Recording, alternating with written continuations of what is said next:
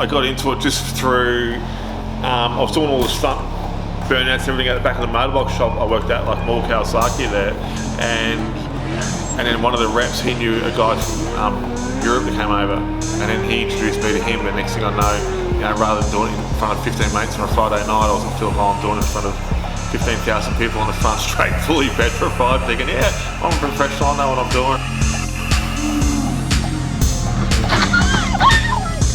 So yeah, I just got through into stunt riding like that, and then one day I was getting paid, $300 or $400 at work, and next thing I know, I'm going away and someone's giving me $2 grand for freaking doing wheelies on my bike. I'm like, killer! I think I know what I'm going to go back to work and tell them I'm out of here, and go and stunt riding. And then back then there was no one in Australia doing it. Matt Mingo, Robbie Bolger, and myself, and we were on everywhere. People wanted it, and they absolutely loved it. So it was huge.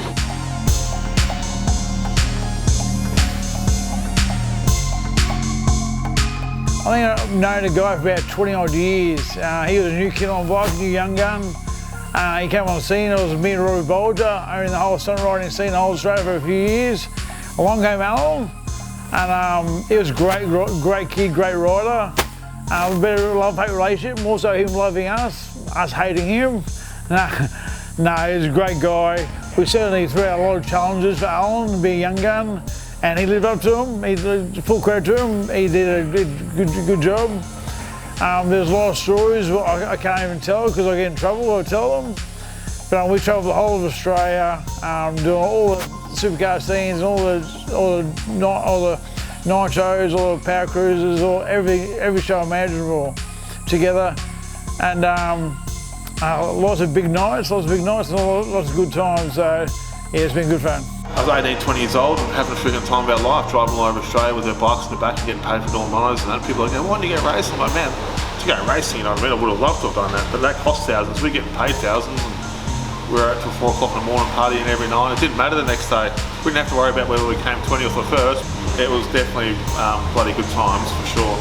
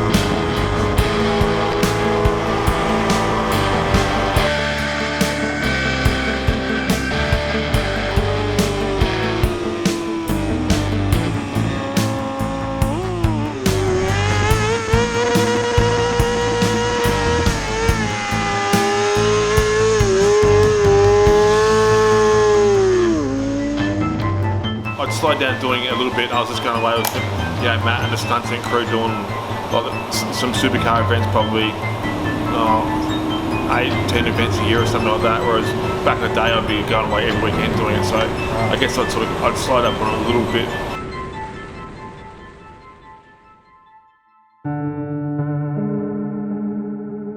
I had my Harley stunt bike that I just put together, and sort of my quack out of the 636, and because we use second-hand tyres and whatnot, off tyre poles and whatever, I put the new tyre on the Harley, and my mate, we go about to ride down the track, my mate's like, your tyre's flat, and on the Harley it's like no matter what, it's going to take 20 minutes or half an hour to pull it all out and pull the calipers off it, change it and whatnot. And back then I still had spoke wheels and it's had a tube in it, and it's just like, bloody hell.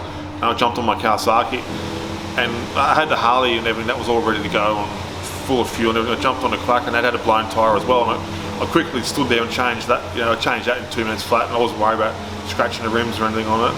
And then I went out on that, and there's no instruments or anything on there, so you don't know if it's full of fuel or there's no fuel warning light or anything.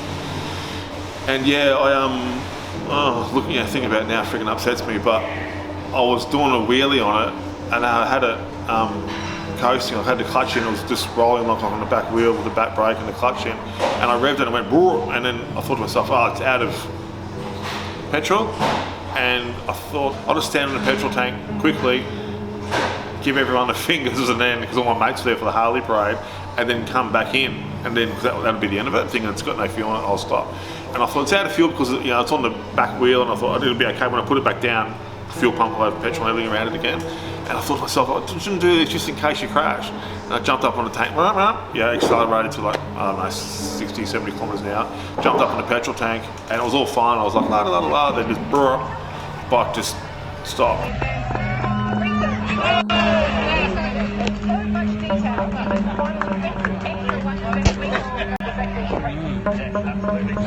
I probably wasn't even going that quick, and the bike just stopped. It was like someone just ripped it out from the back from underneath me, and bang, I sort of fell down top of it in front of the handlebars. I did have hold of them for a second, and the bike slowed right down, and I literally, like I landed at your feet. 1 minute being, 10 foot tall, bulletproof, and the next minute laying on the ground there thinking, someone come and pick me up. I knew straight away that she was freaking game over, Yeah, went to sick bay for 6 months. I think the operation was like 2 hours. And then not long after that, I woke up and, back in the room, and by then, there was freaking 50 people there, I guess. All the boys from the track and everything, they were there, and, everyone. And so what was the diagnosis, mate? Well, just straight away, I guess, incomplete paraplegic,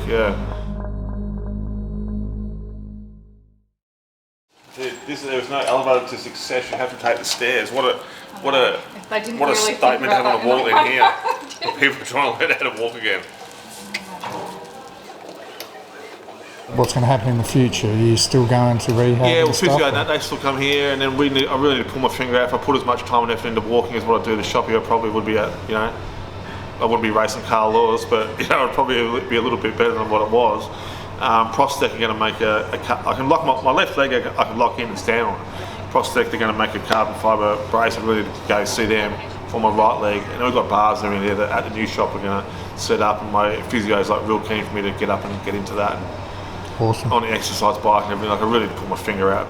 Look, we're far from bulletproof. We know we're far from bulletproof. In my career, my 24 years, I've broken 42 bones, and God knows how many bones Allan Morrison has broken in his day, a fair few as well.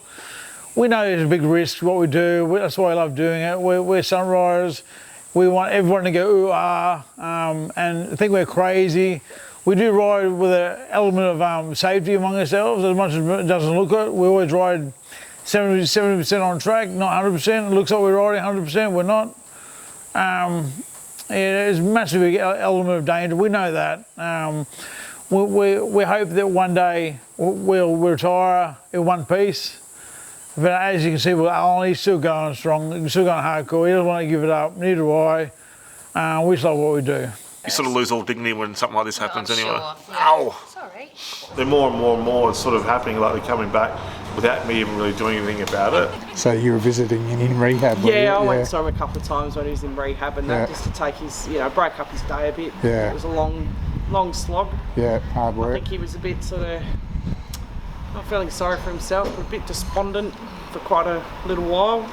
And then something turned a corner and he started to get better, and then when he could start to use one of his legs, he started to get better and better, and I've been supporting Al for a long time, many years, especially been supporting him since his accident. We speak on the phone every couple of days. He did great, mate. Probably one of my best mates I've got. I've been supporting him through and through with his brand new shop, Fearless Motorcycles, and watching it grow beyond belief. I'm so proud of him, how big it's grown. I'm so proud of him jumping back on the bike and going racing again. It's kind of scary, I know, but at the same time, it takes a lot hard to do that, and it makes me very proud for him to do that.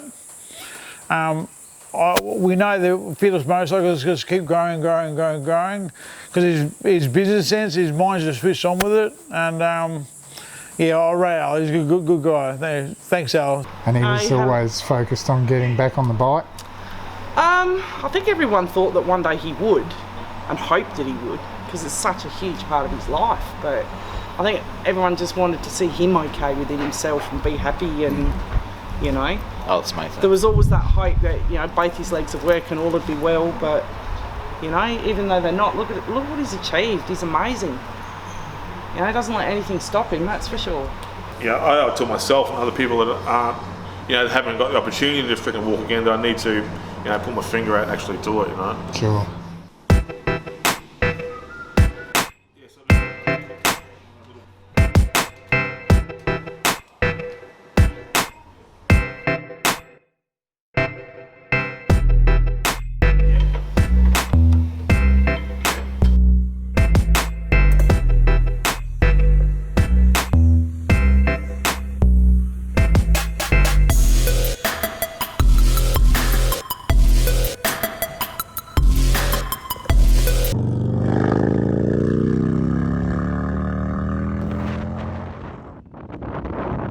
I reckon it was more exciting than the first time I ever rode a motorbike, I reckon. Yeah, the first time I rode a bike, I didn't know what to expect, but the second time I did, so that made it even better, you know.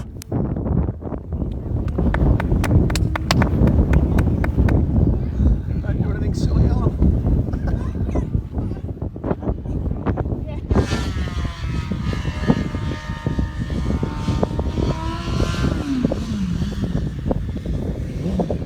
So yeah, knowing like what to expect and like missing out on like that thrill and everything, it was pretty good to bloody go down and have a ride again for sure. Yeah, but Bit scary, but.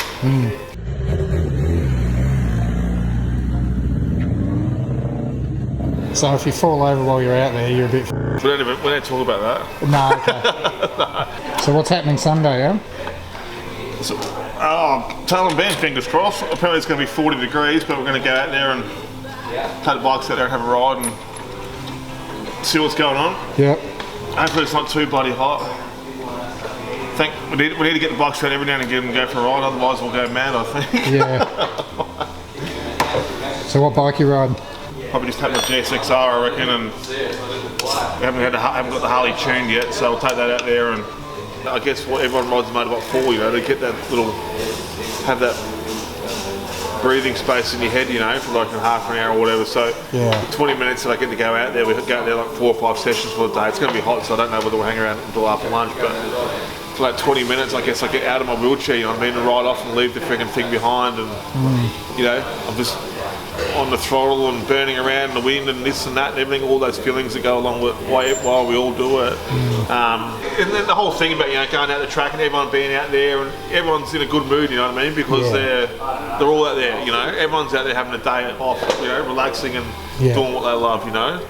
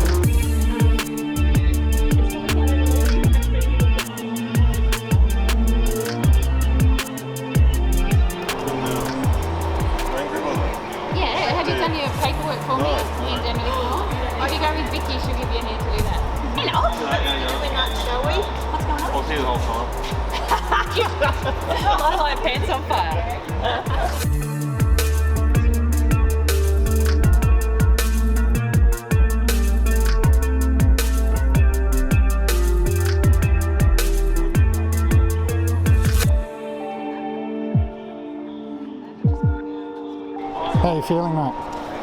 Yeah, good. Yeah? It's supposed to be 40 degrees, so thank God it's not that, you know. Yeah. I'll probably get nervous before we go out, but no, I feel alright now.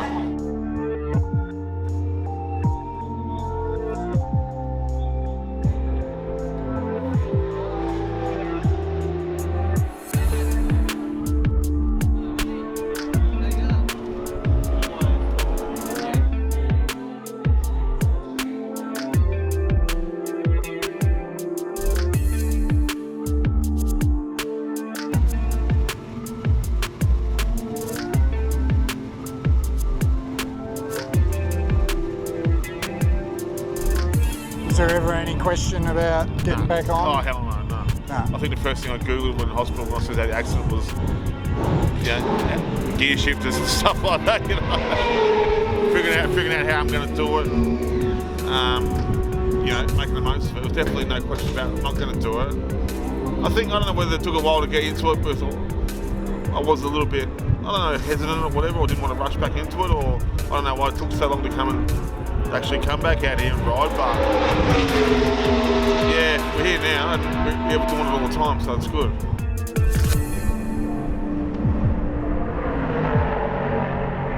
I got my GSXR, so it's I bought it off Alex Phillips, who raced in the Australian Superbike Championship a couple of years ago, so it's a full house Suzuki Superbike, so it's an absolute weapon.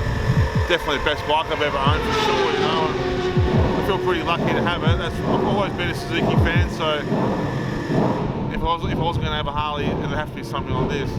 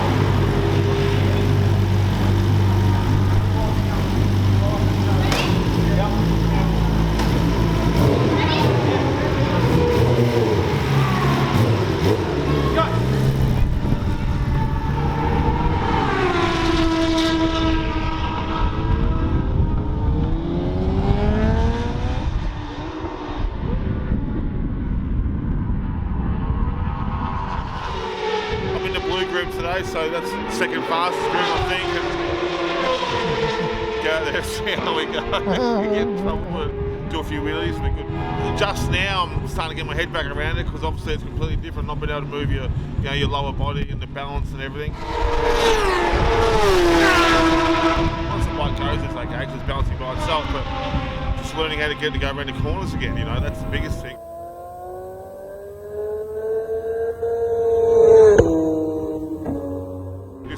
Going up to a corner and sitting on it like a bloody pole on my ass, but like now it's getting used to riding it. My movement's coming back a little bit more, so I can move a little bit with using my upper body to lift my ass up on and off the seat or what. But it's, we're getting there with it.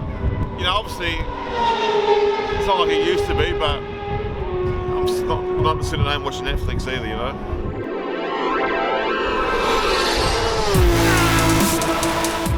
I guess that's why it took so long to actually come back here, because preparing myself knowing that it wasn't going to be the same as before, and I can't just stop and I can't go out there with not a care in the world if I fall off or whatever. Well, I can't afford to fall off, let alone the shop, and don't want to bloody hurt myself again either. So everything combined together. did it when the time was right, you know, like when my body was sort of back to, not that I'm fit and healthy, but strong again. Yeah. Yeah, the guys have to help me stop and start and, you know, get on and off the bike, because I can't do any of that. So every time I come back into pits, I've got my fingers crossed that they're watching it. You know, the ice cream truck hasn't turned up and distracted them and they've walked off, you know. Oh, if they have, I guess I'll just have to go around again, but yeah, that hasn't happened yet, thank goodness. How was that? Oh man, rush cold tyres, we would never normally go out there without having a tyre warmers on, but took it easy.